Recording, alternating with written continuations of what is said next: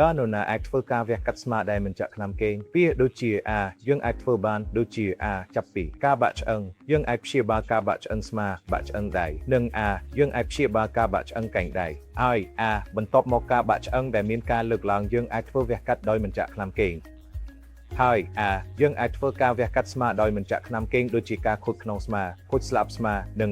ការចាក់សរសៃបៃសេបពួកគេយើងអាចធ្វើនៅនីតិវិធីទាំងនេះប្រសិនបើអ្នកជំងឺនៅក្នុងស្ថានភាពមិនចាក់ថ្នាំគេងដោយធ្វើឲ្យដៃស្ពឹកនិងផ្ដល់ការចាក់ថ្នាំភ្លុកហើយយើងអាចធ្វើនីតិវិធីផ្សេងទៀតដូចជាការផ្លាស់ប្ដូរស្មាការផ្លាស់ប្ដូរដើមខ្លីការវះកាត់ស្មាដែលមានកម្រិតខ្ពស់ទាំងអស់នៅក្នុងការចាក់ថ្នាំភ្លុកក្នុងការវះកាត់ស្មាដែលមិនចាក់ថ្នាំគេងតើអត្ថប្រយោជន៍នៃការវះកាត់ស្មាដែលមិនចាក់ថ្នាំគេងនេះមានអ្វីខ្លះវាដូចជានេះអាចធ្វើបានសម្រាប់អ្នកជំងឺតែមានបញ្ហាស្មុគស្មាញ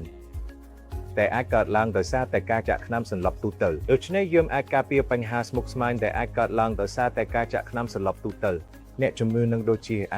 មកដល់ព្រឹកពួកគេអាចត្រឡប់ទៅផ្ទះនៅល្ងាចជាការវះកាត់យើងអាចធ្វើបានដោយការវះកាត់ស្មាដែលមិនចាក់ថ្នាំគេងនេះហើយតើអ្នកណាដែលសមស្របសម្រាប់នេះវាដូចជាខ្ញុំចង់និយាយថាអ្នកជំងឺត្រូវតែសហការជាមួយពួកគេនិងមិនមានអារម្មណ៍តានតឹងឬអ្វីទាំងអស់យើងនឹងបញ្យល់អំពីនីតិវិធីដែលពួកគេមុនពួកគេនឹងនៅភ្ញាក់ប៉ុន្តែប្រសិនបើពួកគេចង់បានថ្នាំសន្លប់ខ្លះយើងអាចផ្ដល់ឲ្យបានប៉ុន្តែភាគច្រើនអ្នកជំងឺធ្វើបានល្អណាស់ខណៈពេលកំពុងវះកាត់ពួកគេនឹងមិនមានអារម្មណ៍ឈឺឬអ្វីទាំងអស់ពួកគេមានអារម្មណ៍ស្រួលណាស់យើងបានធ្វើសម្រាប់អ្នកជំងឺជាច្រើននៅទីនេះមតិប្រតិកម្មពីអ្នកជំងឺគឺល្អណាស់